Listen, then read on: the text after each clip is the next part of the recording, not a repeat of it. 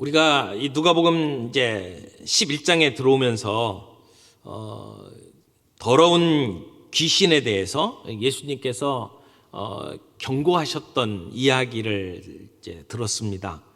더러운 귀신이 쫓겨났는데 다시 돌아와 보니까 집이 청소되고 수리된 것을 보고 더 강력하고 치명적인 그러한 마귀들을 데리고 와서 그래서 거기에 머물게 되었다라고 하는 그 말씀은 사실은 예수님 당시에 바리새인과 율법 학자들을 향해서 통렬하게 비난하시는 말씀이었습니다. 이스라엘 백성들이 바벨론의 포로로 끌려가고 난 뒤에 유대인들 속에는 우리가 율법으로 돌아가야 되겠다. 그래서 우리 그 신앙의 개혁이 필요하다. 이렇게 주장하는 사람들이 있었습니다. 그래서 개혁 운동이 일어났죠. 그런데 그들이 그런 개혁 운동을 통해서 이스라엘의 집을 청소하는 것 같았지만, 그러나 그들이 그 율법의 본질은 잊어버리고 외형적인 것에만 집착을 해서 결국은 하나님이 요구하시는 것을 순종하는데 실패하게 됩니다. 결국은 이스라엘 백성들이 하나님의 뜻에 따라 살지 못하도록 막아서는 일들을 하게 된 셈이죠. 지도자인 그들은 결국은 이스라엘 백성들을 멸망으로 인도하는 데 앞장을 서고 만 겁니다. 그 예수님의 경고와 더불어 오늘 이제 주어지는 말씀은 빛과 어둠의 문제들을 다시 한번 우리에게 들고 나오셔서 내가 빛이다 라고 말씀하시고 너희들이 빛을 비추는 삶을 살아야 된다 라고 우리에게 가르쳐 주십니다. 어둠이 뭐냐라고 이야기를 하면 종종 빛이 없는 것을 어둠이라고 이야기를 합니다. 여러분, 어둠이 두려운 때가 있었죠. 어렸을 때 잠을 자다 보면 이제 깜깜한 게 싫어가지고 불을 켜놓고 자는 아이들이 있습니다. 아마 성인이 되어서도 이 어둠이 싫고 두려운 분들이 있을 겁니다. 근데 예수님께서는 이 땅에 그 어둠을 극복하기 위해서 우리에게 빛으로 오셨다라고 말씀을 하고 있습니다. 오늘 이 말씀을 통해서 저희가 한 3가지 정도 정리를 하면서 함께 은혜 받기를 원합니다. 첫 번째는 예수님은 빛으로 오셨다는 것입니다. 오늘 우리는 이 땅에 빛으로 오신 예수님 없이는 살 수가 없습니다. 16절 말씀해 보니까 누구든지 등불을 켜서 그릇을 덮거나 평상 아래에 두지 아니하고 등경 위에 두나니 이는 들어가는 자들로 그 빛을 보게 하려 함이라. 예수님께서는 종종 비유를 통해서 제자들을 가르쳤습니다. 그런데 오늘은 방을 환하게 비추는 등불을 예로 들어서 우리의 마음속에 빛나는 빛이 필요하다. 그 빛이 얼마나 중요한지를 설명해 주십니다. 예수님이 이렇게 말씀하십니다. 누구든지 등불을 켜가지고 그걸 밀실이나 그릇 아래 두지 않는다. 왜냐하면 들어오는 사람 모두가 그 빛을 볼 수 있도록 하기 위해서다. 이렇게 예수님이 말씀을 하십니다. 여기서 말하는 이 빛이라는 것은 우리가 자연 속에서 보는 빛을 얘기합니다. 특별히 여기서는 등불을 이야기를 하죠. 빛은 숨기기 위한 목적으로 만들어지지 않았습니다. 빛이 있을 때 사물이 환하게 보입니다. 방 안에 등불을 켜면 집안 구석구석을 비추고 사람들을 볼 수 있고 그리고 방 안에 있는 것들을 볼 수가 있죠. 예수님 당시에는 이 등불이 귀한 것이었습니다. 이 점토로 등불을 만들고 이제 심지를 달아서 그 속에 올리브 오일을 담았습니다. 그래서 그 올리브 오일이 심지를 타고 올라오면서 이제 이렇게 불을 밝히죠. 그러면 지금처럼 우리가 사용하는 전기처럼 밝지는 않았지만 이게 깜빡이는 빛을 발산을 합니다. 그래서 그것을 통해서 사물을 보는 거죠. 여러분, 방 한가운데 이게 등경을 두고 그리고 거기에 이 등불을 둡니다. 그러면 그 빛이 어두운 곳을 다 이렇게 비추죠. 여러분, 등불은 숨겨두지 않습니다. 빛은 숨기기 위해서 사용되는 게 아닙니다. 어두운 곳을 밝혀서 두루두루 밝히 보기 위해서 등불을 둡니다. 그러려면 등불이 좀 높은 곳에 있어야 되죠. 여러분, 우리가 이 전구를 이렇게 달아놓는데 천장에 달아놓잖아요. 전구를 우리 발밑에 달아놓지 않습니다.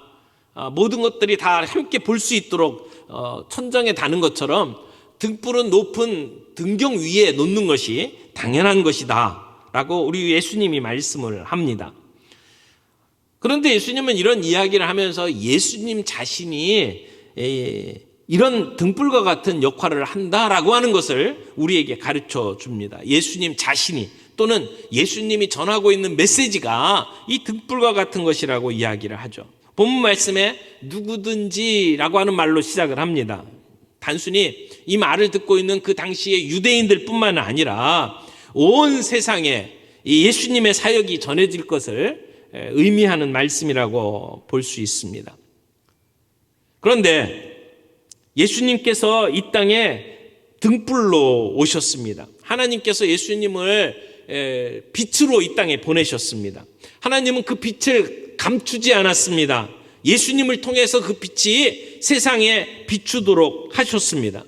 예수님은 본래 그 빛 자체였습니다. 주님께서 이 세상에 빛으로 오셔서 이 세상 사람들에게 밝히 비추이는 빛이 되기를 원하셨습니다. 그런데 예수님께서 이 땅에 빛으로 오셨지만 사람들은 그를 빛으로 깨달아 알지 못했습니다. 그래서 거역하고 그분을 못 박아 죽였습니다. 요한복음 1장 5절에 보면 빛이 어둠에 비치되 어둠이 깨닫지 못하더라 라고 말씀을 하고 있죠. 예수님이 빛일 뿐만 아니라 예수님이 우리에게 전해주신 말씀도 빛입니다. 그래서 시편에서는 주의 말씀은 내 발의 등이요 내 길의 빛이니이다 라고 말씀을 하고 있죠. 등불을 켜서 그릇으로 덮거나 평상 아래 두지 아니하고 등경 위에 둔다 라고 하는 것은 바로 이런 예수님 자신과 예수님이 전해주신 메시지를 비유해서 오늘 이야기를 하고 있는 것이죠. 예수님은 이 땅에 오셔서 자신을 은폐하지 않으셨어요. 진리와 생명의 말씀을 전파하셨습니다.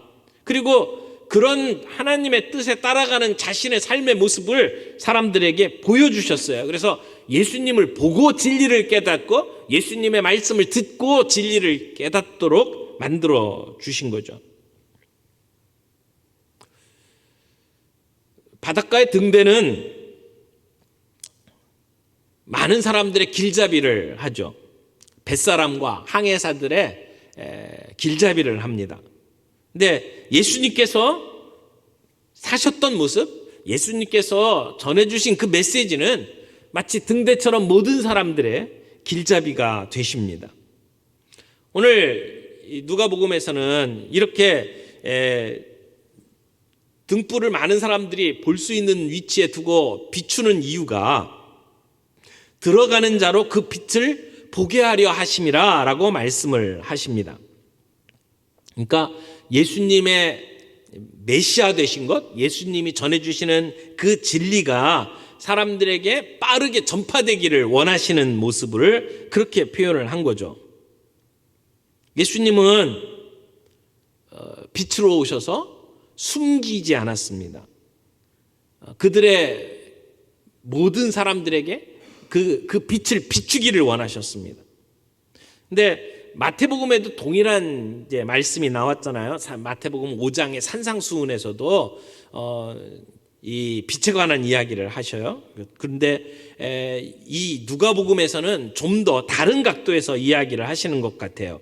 마태복음에서는 등불이 이 집안에 있는 모든 사람에게 비춘다 이렇게 이야기를 하고 있는 반면에 누가복음에서는 들어가는 자로 그 빛을 보게 하려 하심함이라 라고 이야기를 하고 있어요. 그래서 학자들이 마태복음에서 그 빛을 주시는 목적은 교회론적인 그 의미에서 그 방 안에 있는 모든 사람들을 비추기 위한 것이다 라고 이야기를 했다면, 누가복음에서는 좀 더 선교적인 관점에서 이 들어가는 자들에게 빛을 보게 만들기 위해서 빛을 비춘다라고 설명을 하고 있다, 이렇게 해석을 합니다. 그러니까 누가복음에서는 아직 예수님을 잘 알지 못하거나 믿음을 가졌지만 아직 견고하지 못한 사람들을 위해서 이 복음서를 지금 쓰고 있거든요. 그런 의미에서 이제 교회 공동체로 들어오는 모든 이방인들에게도 이 빛이 비추기를 원한다라고 설명을 하는 것이죠. 그런데 이 본문이 조금 어려운 것은 그냥 단순히 이 등불을 켜서 모든 사람들에게 비추는 이야기로 끝나지 않고 34절에 이렇게 이야기를 끌고 가고 있어요. 내 몸의 등불은 눈이라. 내 눈이 성하면 온몸이 밝을 것이요 만일 나쁘면 내 몸도 어두리라. 그래서 눈이 몸의 등불이라고 이야기를 하고 있어요. 지금 등경 위에 지금 등잔이 있고 그 빛이 들어오는 사람들에게 비춘다라고 이야기를 하고 난 다음에 갑자기 우리의 눈이 몸의 등불이다, 이렇게 이야기를 하고 있어요. 그래서 좀 이 본문을 읽는데 이게 갑자기 말이 바뀌는 것 때문에 좀 혼란스러울 수 있습니다. 여러분, 우리의 몸에 눈이 굉장히 중요하잖아요. 눈이 성해야 활동을 제대로 할 수가 있습니다. 우리가 가고 싶은 곳을 마음대로 갈 수 있도록 눈이 역할을 하죠. 눈이 나쁘면 어디에 무엇이 있는지를 몰라요. 그리고 내 몸을 마음대로 움직일 수가 없습니다. 그래서 옛날 말에 그런 말이 있잖아요. 몸이 10냥이면 눈이 9냥이다. 그러니까 눈이 그만큼 중요하다고 이야기를 합니다. 눈이 불편하면 온 몸이 참 불편합니다. 그래서 이제 나이가 들면서 이제 눈이 점점 침침해지고 또 이렇게 이 눈에 이렇게 뭐가 껴가지고 잘 안 보이는 때가 있죠. 그러면 이제 안과에 가서 이제 수술을 받습니다. 많은 분들이 나이가 들면서 이제 백내장 수술 참 많이 받는데 왜 이렇게 눈에 관심을 두고 눈을 돌봐야 합니까? 그만큼 우리의 삶에 끼치는 영향이 크기 때문에 그렇습니다. 여기 눈이 몸의 등불이라고 하는 말씀은 우리가 움직이고 활동하는 데 있어서 눈이 중요한 역할을 하고 있다라고 하는 이야기를 하면서 동시에 이게 단순히 우리의 육신에 관한 이야기만 하고 있는 게 아니라고 하는 것을 우리가 알 수 있습니다. 이것은 우리의 영적인 상태를 보여주는 말이기도 합니다. 그러니까 등불이라고 하는 것은 예수님 또는 예수님의 메시지라고 한다면 그 빛이 오늘 우리들을 인도하는 중요한 역할을 한다라고 이야기를 하는 거죠. 그래서 등불이 방을 환하게 비추는 것처럼 우리의 눈이 우리의 몸의 등불인 것처럼 우리의 인격 속에도 우리가 살아가는 삶 속에서도 이 영적인 눈이 중요하다라고 하는 것을 지금 이야기를 하고 있는 거죠. 눈이 성하면이라고 하는 말이 이제 성경 그 밑에 각주로 달아놓은 난회주라고 그러죠. 난회주를 보게 되면 거기에 순전하다라고 하는 의미도 가능하다고 설명을 해놨어요. 그러니까 눈이 성하면 또는 눈이 순전하면 이런 두 가지 뜻으로도 이 본문을 볼 수 있다라는 얘기예요. 그러면 눈이 성하다, 눈이 순전하다라는 얘기는 두 가지 의미가 가능하다는 얘기죠. 하나는 의학적으로 눈이 건강하면, 눈이 시력이 좋으면 이런 뜻이 있는가 하면, 여기 순전하면이라는 말로 해석을 하면 이건 도덕적인 의미로 해석할 수 있다라는 얘기죠. 한결같은 마음을 가지고 있고 성실하면, 속이는 것이 없으면 이런 뜻이 이 안에 담겨져 있다고 볼 수 있어요. 그러니까 눈이 등불이다라고 하는 말은 눈이 우리의 몸이 움직일 수 있도록 섬기기 위해서 존재한다라고 해석을 할 수 있어요. 눈에 문제가 생기면 우리는 사물을 제일 불가능할 수가 없죠. 우리의 손발이 자유롭지 못합니다. 그런데 예수님의 이 말씀을 듣고 있는 사람들 가운데 눈이 성치 못한 사람들이 있었죠. 지금 예수님 앞에 있는 바리새인들 율법 교사들이에요. 그들은 예수님께서 바로 그들의 눈앞에서 신적인 능력을 행사했음에도 불구하고 예수님이 그런 능력을 가진 사람으로 보지를 못했어요. 그래서 예수님께서 귀신을 내어 쫓았는데도 불구하고 그 사람들은 뭐라고 이야기를 하냐면 지금 저 예수가 귀신의 왕 바알세불의 힘을 입고 저짓을 한다라고 판단을 한 거죠. 눈이 먼 거죠. 제대로 보지는 못하는 거예요. 그들에게 분명한 표적을 보여줬음에도 불구하고 그들은 예수님께 하늘로부터 온 표적을 보여달라고 또 요청을 합니다. 왜요? 그들의 눈이 고장나 있었기 때문에. 그들의 눈이 영적으로 어두워져 있기 때문에. 여러분, 눈이 밝으면 모든 몸의 기능이 원활합니다. 그러나 성한 눈을 가지면 지금 예수님이 하시는 모습, 예수님의 말씀을 듣고 깨달을 수가 있어요. 그러나 눈이 나쁘면, 눈이 안 보이면 거동에 불편한 것처럼 영적인 눈이 어두워지면 판단을 못한다는 겁니다. 예수님의 말씀을 거부한답니다. 그리고 자기식으로 오해하고 예수님을 대적하게 된다는 것이죠. 오늘 예수님 앞에 서 있는 바리새인들, 이 율법 교사는 예수님이 자기들 한복판에 서서 지금 영적 진리를 보여주는데도 불구하고 제대로 보지를 못해요. 빛이 있을 때 그 빛을 보고 빛을 따라가야 되는데 그렇게 살고 있지 못한다는 것이죠. 그러니까 지금 예수님이 하시는 말씀은 지금 그들 앞에 서 있는 바리새인들을 향해서 너희가 영적인 소경이다 라고 지금 이야기를 하고 있는 거죠. 그들은 눈을 떠야 합니다. 그들은 수술을 받아야 합니다.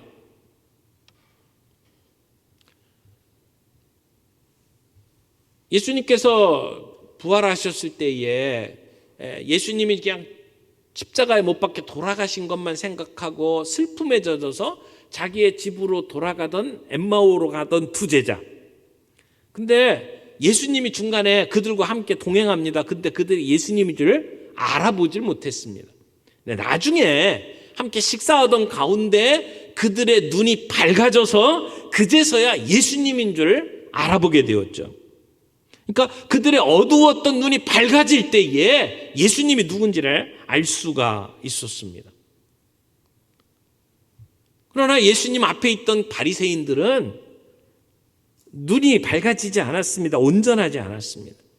그래서 주님은 지금 이 얘기를 하시면서 너희의 영적 시력을 한번 점검해봐라 라고 말씀을 하는 겁니다. 35절 보세요. 그러므로 내 속에 있는 빛이 어둡지 아니한가 보라 이렇게 말씀을 하죠. 여러분의 영적 시력을 점검하라고 하시는 말씀입니다. 내 속에 있는 빛이 어둡지 아니한가. 앞에서 이야기할 때 빛은 등불, 이런 오늘 우리들이 세상을 환하게 볼 수 있도록 만드는 빛이지만 여기 35절에 나와 있는 빛은 상징적인 빛을 이야기합니다. 똑같은 단어가 요한복음 8장 12절에 사용됐는데 나는 세상의 빛이니 나를 따르는 자는 어두움에 다니지 아니하고 생명의 빛을 얻으리라 할 때에 그 빛은 자연적인 우리가 보고 있는 빛을 이야기한 것이 아니라 여기 똑같은 상징적인 빛에 사용하는 단어를 사용을 했습니다. 그러니까 앞에 있는 본문하고 이 본문을 한번 연결을 시켜보면 이렇게 말할 수 있겠죠. 눈은 우리 신체의 모든 기능이 제대로 돌아갈 수 있도록 돕는 일을 하고 있어요. 그래서 눈이 건강하면, 그리고 눈이 온전하면 우리가 자유롭게 일할 수가 있다. 우리의 몸이 밝다. 그런 얘기를 하는 거죠. 근데 이 빛을 지금 여기 이 35절에서는 내 속에 있는 빛이라고 이제 바꿔가지고 설명을 하고 있어요. 그건 우리 마음 속에 있는 빛을 이야기하는 거죠. 우리의 마음의 눈을 가리키는 겁니다. 다른 말로 표현하면 이 마음 속에 있는 빛은 우리 영적인 분별력을 지금 가리키는 말이다. 이렇게 볼 수 있어요. 아무리 눈이 좋은 사람이라고 할지라도, 뭐 2.0, 2.0이라고 할지라도 마음의 눈이 닫혀 있는 사람들이 있죠. 영적인 눈이 어두워지면 자기의 존재가 어떤 존재인지를 몰라요. 자기가 얼마나 추한 죄인인지를 몰라요. 자기가 잘났다고 생각을 해요. 어제 우리 세례받기 위해서 이제 세례 문답 교육이 있고, 그리고 이제 문답을 했습니다. 근데 세례 교육하고 문답을 할 때마다 늘 물어보는 중요한 질문이, 나는 하나님 앞에서 죄인인 것을 인정하십니까? 라고 하는 질문이에요. 여기에 나는 죄인이 아닌데요 라고 생각한다면 세례 받을 수 없죠. 근데 그 자리에서 맞습니다. 나는 죄인입니다. 나는 죽을 수밖에 없는 죄인입니다. 내가 가지고 있는 그 어떤 방법으로 이 문제를 해결할 수 없고 오직 내가 하나님만 의지합니다. 그렇게 고백할 때 우리는 공개적으로 세례 받을 수가 있죠. 여러분, 영적인 눈이 어두워진 사람은 내가 죄인이라고 하는 걸 인정하지는 않습니다. 나는 그래도 이만큼이면 괜찮다고 생각을 해요. 나는 문제가 없다고 생각을 합니다.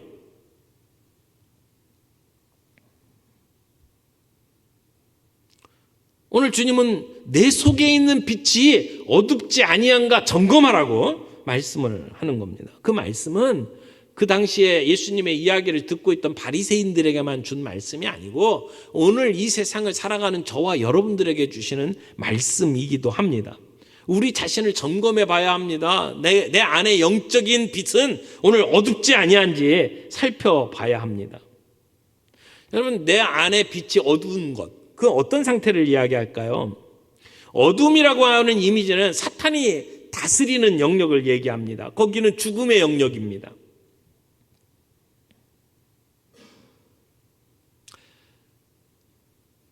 이 어둠에서 빛으로 바뀌는 모습을 이야기할 때 가장 극적으로 경험을 한 사람이 사도 바울이죠. 여러분, 사도 바울 잘 알지 않습니까? 그가 예수 믿는 사람들을 죽이기 위해서 앞장서서 돌아다닐 때 그는 영적으로 어두운 사람이었습니다. 진리를 보지 못했습니다. 오해했습니다. 그래서 자기의 모든 열정을 다 쏟아서 예수 믿는 사람, 진리를 쫓고 있는 사람들을 잡아 죽이는 일에 앞장을 섰었죠.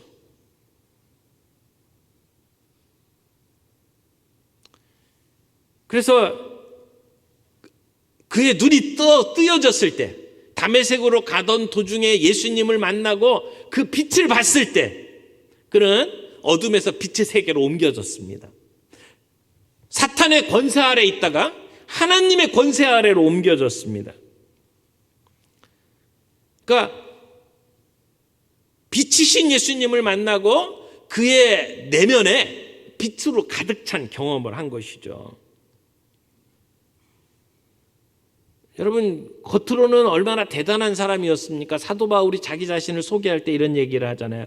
나는 8일 만에 할례를 받았고 이스라엘 족속이고 베냐민 집하고 히브리인 중에 히브리인이고 율법으로는 바리새인이고 열심으로는 교회를 박해했고 율법의 의로는 흠이 없는 자였다. 자기를 보고 흠이 없는 자였다라고 생각을 했다는 거예요. 그러니까 얼마나 자기 자신을 제대로 못 봤으면 나는 흠이 없다고 자신 있게 이야기를 했겠습니까? 도덕적으로, 내가 인간적으로, 내가 학문적으로 나는 사람들에게 흠잡힐 것이 없는 사람이라고 생각했다는 거예요. 이게 영적으로 어두운 사람이 가지고 있는 자기 판단입니다. 근데요, 거듭나고 나니까, 빛을 만나고 나니까 뭐라고 고백합니까? 나는 비방자요. 나는 폭행자요. 나는 박해자요. 나는 죄인 중에 괴순이라 라고 고백을 하잖아요. 죄인 중에 괴수다. 그러니까 죄인 중에서도 저 밑바닥이다 이렇게 이야기를 하고 있는 거죠. 어떻게 그런 고백을 할 수 있나요? 빛을 봤기 때문에. 과거에는 영적으로 어두웠던 사람이 그의 마음속에 빛으로 가득하니까 자기의 모습을 깨닫는 거예요. 어두울 때는 잘 안 보여요. 근데 빛으로 비추면 있는 모습 그대로 드러나는 거잖아요. 그때 사도 바울은 내가 죄인 중에 괴순이라 라고 고백을 하게 되는 것이죠. 부활하신 예수님께서 나타나셔서 그의 인생에 빛을 비추어 주셨습니다.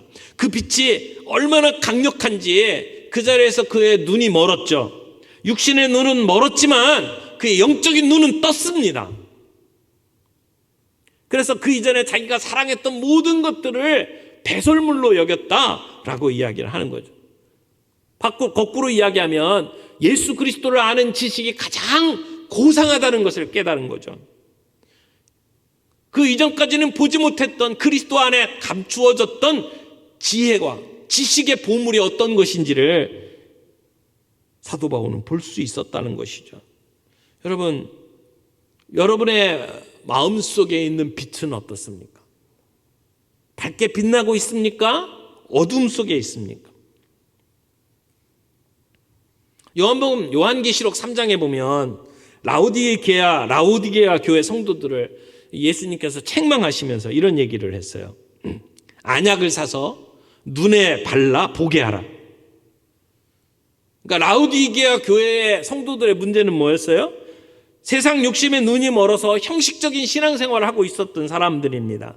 하나님께 대한 진심을 잃어버렸어요. 하나님을 향한 열정이 사라졌어요. 그래서 뜨겁지도 않고 또 차지도 않고 미지근한 상태에서 신앙생활하고 있는 그들을 향해서 주님이 주신 처방이 뭐예요? 안약을 사서 눈에 발라 보게 하라는 것이었습니다. 우리의 영적인 눈을 고쳐야 합니다. 안약을 사서 바르든 백내장 수술을 하든 고쳐야 합니다. 내 속에 있는 빛이 어둡지 아니한가 보라 라고 하는 주님의 말씀을 가지고 우리의 내면을 점검해 봐야 합니다.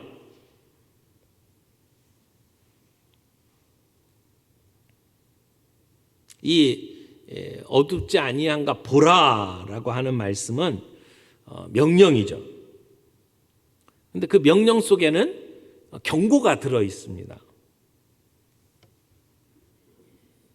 내가 내 안에 있는 빛이 어두운지 점검해 보라. 만약 어두우면 그러면 문제가 있다는 거죠. 심판이 있다는 것이죠.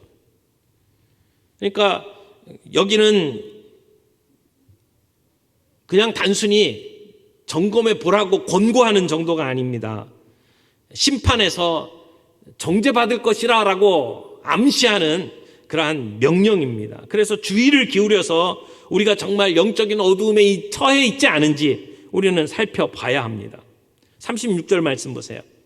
내 온몸이 밝아 조금도 어두운 데가 없으면 등불의 빛이 너를 비출 때에 같이 온전히 밝으리라. 여러분, 사람이 빛으로 가득 차 있으면 심판 때 밝을 겁니다. 인간의 마음에 있는 모든 비밀들이 다 드러날 때 그때 우리의 모습은 찬란히 빛날 것입니다. 마태복음 13장 43절에 보면 이런 말씀이 있어요. 그때 의인들은 자기 아버지 나라에서 해와 같이 빛나리라. 그러니까 그 눈이 성하고 그리고 빛으로 가득 차 있는 사람들은 빛의 자녀들이에요. 그리고 언젠가 주님의 앞에 서게 돼서 마지막 심판을 받을 때 그들은 해와 같이 빛나게 될 것이라고 이야기를 합니다. 여기 해와 같이 빛난다, 온전히 밝으리라 라고 하는 말씀은 그냥 밝을 것이다 라고 하는 말씀뿐만 아니라 여기는 그렇게 밝게 하라 라고 하는 의지적인 명령도 그 안에 내포되어 있습니다. 그러니까 너희들이 앞으로 그렇게 밝게 빛날 것이다 라고 하는 미래만 이야기하는 것이 아니라 좀 더 적극적으로 그렇게 밝게 하라라고 하는 명령으로 이 말씀을 받는 것도 가능합니다. 여러분, 우리가 빛에 거하는 사람입니까? 빛에 살기로 결정을 했습니까? 우리가 마음속에 어두움의 세력 속에 내 마음을 빼앗기고 내가 그런 어두움의 결정을 내리면 사람들이 이런 표현을 쓰죠. 어두움 편으로 건너갔다. 이런 표현을 씁니다. 그가 결단의 순간에 어두움을 택했다는 것이죠. 그 스타워즈라고 하는 영화를 보신 적이 있나요? 그런 영화 좋아하는 분이 있고 또 그런 영화 아예 그냥 손살에 치면서 안 보시는 분들이 있는데 저는 그런 영화 재밌게 잘 봐요. 근데 거기에 보면 그 영화의 중요한 인물 중에 아나킨이라고 하는 젊은 그 청년이 나오는데 나중에 이 아나킬이 다스베이더로 바뀝니다. 악의 화신으로 이렇게 바뀝니다. 아주 촉망받던 젊은이가 나중에 완전히 어두움의 화신으로 바뀌는 모습이 나옵니다. 그때 어두움의 편으로 건너갔다 이렇게 표현들을 합니다. 빛을 거부하고 어두움을 선택한 것이죠.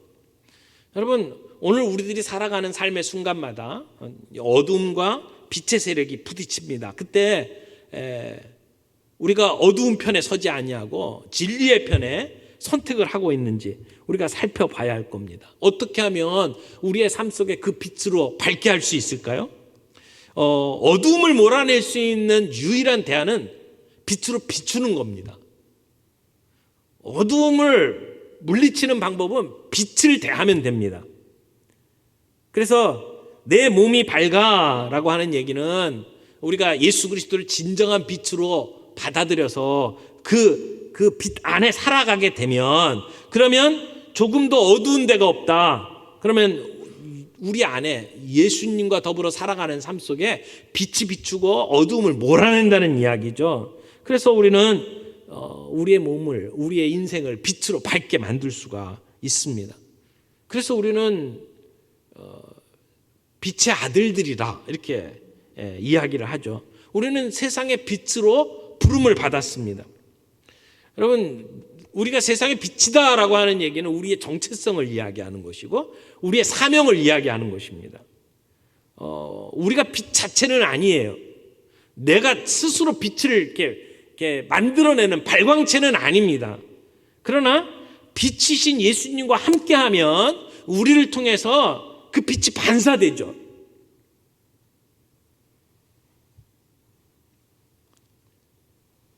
하나님께서 비춰주시는 그 빛을 우리가 충만히 받아서 다른 사람들에게 그 빛을 비추어주는 존재로 살아갈 수가 있다는 얘기입니다. 그러려면 우리는 먼저 빛을 소유한 사람이 되어야죠. 그 빛을 경험한 사람이 되어야 합니다. 주님의 임재 속에, 주님과의 만남 속에 우리 안에 빛이 있으면 그 빛이 유지가 됩니다. 근데 우리가 그 주님과의 만남이 점점 뜸해지고 점점 멀어지면 우리 빛이 점점 가물가물해져요. 여러분, 그 빛과 더불어 동행하는 삶을 살고 있습니까? 일주일에 한 번, 그러니까 주일에 한 번 나와서 예배 드리는 것으로 우리의 신앙의 빛을 유지한다면 아마 주일날 지나고 월요일은 좀 밝게 빛나다가 수요일쯤 되면 조금씩 사그러지기 시작을 할 거예요. 그러다가 금요일, 토요일 되면 잘 안 보일 겁니다. 그래서 주일까지 버티지 말고 수요일날 나오라고 하는 얘기가 거기서 나오는 거죠.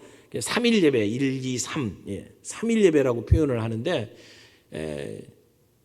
적어도 일주일에 중간쯤에 다시 한번 점검을 하면 그러면 우리의 신앙이 좀 더 그 빛을 유지할 수 있다 이런 얘기들을 합니다. 근데 저는 그런 그 주일 그리고 3일 예배 이것보다 더 중요한 것이 매일매일 우리가 하나님의 말씀 앞에 서는 거라고 생각해요. 큐티를 하고 또 새벽 기도에 나와서 말씀 앞에 서고 매일매일 우리의 삶이 그 하나님의 빛으로 빛나는 그 자리에 서게 되고 하나님의 임재를 경험하고 그 예배와 찬양을 통해서 내 안에 그 빛으로 채워지면 우리의 삶이 빛날 수밖에 없죠. 그럴 때 우리는 세상 속에서 빛으로의 역할을 감당할 수 있습니다. 전에는 어둠이더니 이제는 주 안에서 빛의 자녀라 라고 주님이 말씀하십니다. 오늘 우리들의 삶에 그 빛으로 가득 채워져 있는지 우리가 살펴볼 필요가 있다는 것이죠. 마지막으로 세 번째 이야기를 좀 하죠. 세 번째 주제는 이렇게 잡았습니다. 산 위에 있는 공동체, 세상의 빛을 비추라. 사실은 이 문장은 내년에 저희가 우리 교회의 표로 삼으려고 준비했던 내용입니다. 올해 표는 저기 써 있죠. 일상 속에서 하나님의 나라를 구현하라 이렇게 돼 있잖아요. 이 말씀을 가지고 올 한 해 계속해서 우리가 생각을 하고 또 거기에 맞춰서 말씀을 나누고 했습니다. 근데 내년도에는 우리가 어떤 주제를 가지고 말씀 앞에 설 수 있을까 고민하면서 기도하다가 이 말씀을 붙잡았어요. 산 위에 있는 공동체, 세상의 빛을 비추라. 여러분, 오늘 본문과 굉장히 밀접한 관계가 있어요. 물론 이 본문, 이 주제를 이렇게 붙잡았던 건 마태복음 5장에서 이 말씀을 붙잡았는데, 근데 오늘 말씀하고 이게 같은 맥락의 말씀이에요. 여기 등불에 관한 말씀을 주고 있는데, 이것은 우리 개인에게 주어지는 말씀이기도 하지만 이 말씀은 우리 공동체에 주시는 말씀입니다. 그러니까 아무도 등불을 켜가지고 골방에 두거나 그릇 밑에 감추어 두지 않는다. 모든 사람들이, 오고 가는 사람들이 그 빛을 보도록 하기 위해서다라고 하는 이 얘기는 우리 예수 믿는 신자들 개인에게 주시는 말씀일 뿐만 아니라 이것은 교회 공동체에 주신 말씀이라는 것이죠. 여러분, 이스라엘 백성을 하나님께서 선택한 이유가 뭡니까? 그들을 통해서 모든 민족들이 다 축복받게 만들려고 하는 하나님의 계획 속에서 이스라엘 민족을 선택을 하셨습니다. 그러니까 하나님께서 이스라엘 민족에 복 주신 이유가 뭡니까? 그들이 복 받고 끝나라는 얘기가 아닙니다. 그들이 빛을 가지고 등경 아래 두거나 그릇 아래 두라고 하는 것이 아닙니다. 그들로 하여금 모든 사람에게 빛을 비추어서 그 빛을 보도록 만드는 것입니다. 그러니까 이스라엘이 선택받고 그들에게 복을 주신 이유는 복의 통로가 되도록 하는 것이죠. 그래서 이스라엘을 가리켜서 이방의 빛이라고 이야기를 하는 겁니다. 이방을 비추는 빛으로 이스라엘 백성을 선택을 하셨습니다. 그러니까 이스라엘 백성들은 이 빛에 관한 말씀을 가지고 비추면 이렇게 말할 수 있죠. 우리 이스라엘 백성들은 산 위의 동네예요. 빛을 숨길 수가 없어요. 그래서 사람들이 등불을 켜서 말 아래 두지 아니하고 등경 위에 두나니 집안의 모든 사람들에게 비추느니라 라고 하는 이야기는 산 위에 있는 동네에게 주신 말씀이에요. 오늘 이스라엘 백성들에게 주신 말씀이죠. 그 얘기는 무슨 얘기예요? 이스라엘 백성, 영적인 이스라엘, 오늘 교회에 주신 말씀이라는 이야기죠. 여러분, 이스라엘을 세우신 목적은 이방으로 하여금 이스라엘 백성과 똑같은 믿음의 고백을 하도록 만들기 위해서 그 이스라엘 백성을 세우셨어요. 근데 어떻게 됐어요? 정반대의 일들이 벌어지고 말았죠. 그런 목적으로 이스라엘을 세웠는데 그들은 이 사명을 감당하는데 실패했습니다. 이방의 빛이 아니라 도리어 빛을 가로막는 자들로 살아갔죠. 그래서 그 당시 이스라엘의 종교 지도자들에게 예수님이 뭐라고 얘기했습니까? 저들이 지식의 열쇠를 가져가고 저희도 들어가지 않고 들어가는 사람들도 막았느니라 라고 이야기를 하잖아요. 그래서 이스라엘 백성에게 주셨던 그 사명이 오늘 우리 교회에게 주어진 것입니다. 오늘 교회를 향해서 우리 주님이 말씀하시는 게 뭡니까? 내 몸의 등불은 눈이다. 사람의 눈이 온 몸에 대해서 등불의 역할을 한다라고 이야기를 하는 것이죠. 그러면서 단순히 이것이 우리 몸의 눈의 기능으로만 이야기하신 것이 아니라 우리가 세상을 향하여 빛을 비추는 그런 존재로 부름받았다라고 하는 것을 알려주는 겁니다. 여러분, 교회가 어두워지면 세상이 어둡습니다.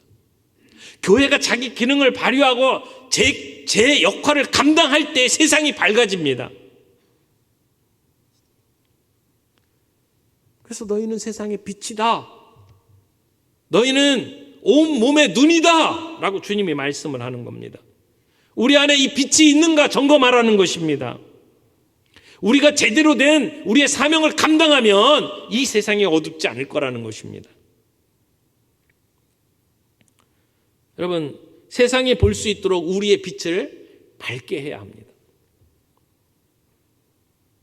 영적으로 눈이 멀고 어두움 속에 사는 사람들에게 그리스도의 빛을 비추어야 합니다. 미국의 정치가였던 벤자민 플랭클린이라고 하는 사람 여러분 아시죠?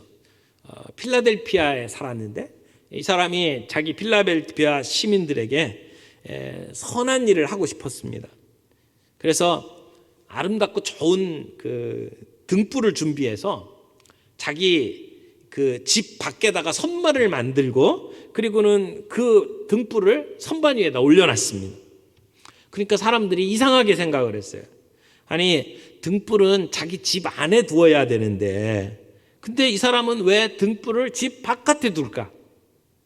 그리고 집 밖에 그 등불을 두는 것은 낭비라고 생각을 했죠. 근데 한 주가 지나고 한 달이 지나고 사람들이 시간이 지나면서 뭔가를 깨닫기 시작을 했습니다. 그 옛날에 가로등이라는 게 없었잖아요. 전기가 없었잖아요. 그러니까 밤만 되면 온 거리가 칠흑같이 어두웠습니다. 근데 집 밖에다가 등불을 두니까 지나가는 사람들이 길을 보게 되고 넘어지지 않게 되고 그럼 멀리서도 그 등불을 보고 방향을 잡기 시작을 한 거예요. 그래서 동네 사람들이 이 벤자민 플랭클린을 따라서 자기 집 앞에 등불을 켜놓기 시작을 했습니다. 그래서 그 동네는 길거리가 밤에도 환한 모습을 보게 되었죠. 이것이 이제 오늘날 가로등의 시작이라고 이야기를 합니다. 그러면 한 사람이 주변 사람을 위해서 착한 행실을 할 때에 그 빛이 사방으로 번져갑니다. 교회는 산 위의 도시입니다. 산 위의 동네입니다. 산 위의 동네는 숨겨지지 않습니다. 아침에 태양이 떠오를 때에도 산 위에 있는 동네가 가장 먼저 어둠 속에서 그 빛을 발해야 합니다. 뿐만이 아닙니다. 밤중마다 불을 켜면 저 멀리 있는 사람도 산 위에 있는 동네를 볼 수가 있습니다. 이처럼 높은 곳에 있는 사람은 일거수일투족이 다 드러나 숨겨질 수가 없습니다. 이게 성도들의 공동체 교회를 이야기하는 것입니다. 안 믿는 사람하고 믿는 사람하고 똑같이 잘못된 일을 하면 믿는 사람은 훨씬 더 크게 보입니다. 왜요? 산 위의 동네니까. 중요한 것은 우리의 삶 속에 빛이 있어야 된다는 겁니다. 우리 교회에 세상에 없는 빛이 있어야 된다는 것입니다. 오늘 우리가 빛의 자녀들로서 그런 빛에 드러난 삶을 살 때 그때 우리는 환하게 비추는 빛의 역할을 감당하게 될 것입니다. 오늘 우리 교회는 산 위에 세워진 동네입니다. 세상에 없는 빛이 우리에게 있어야 합니다. 그래서 우리의 살아가는 삶으로 선한 행실로 세상에 빛을 비추는 역할들을 감당해야 합니다. 오늘 우리의 존재가 어떤 존재인지를 늘 기억하면서 세상을 향해서 빛을 비추는 삶을 살아야겠다. 그렇게 헌신하고 주님 앞에 나아가는 저와 여러분들이 되기를 바랍니다. 오늘 찬양 같이 하나 하는데요. 빛 대신 주입니다. 빛 대신 주 어둠 가운데 비추사 내 눈 보게 하소서. 예배하는 선한 마음 주시고 산 소망이 되시네. 사랑스러운 주님, 존귀하신 예수님, 아름답고 놀라우신 주님을 보면서 그 빛을 우리가 받고 그런 빛을 세상에 비추어주는 삶을 살게 하옵소서 하는 마음을 가지고 이 찬양 같이 하겠습니다.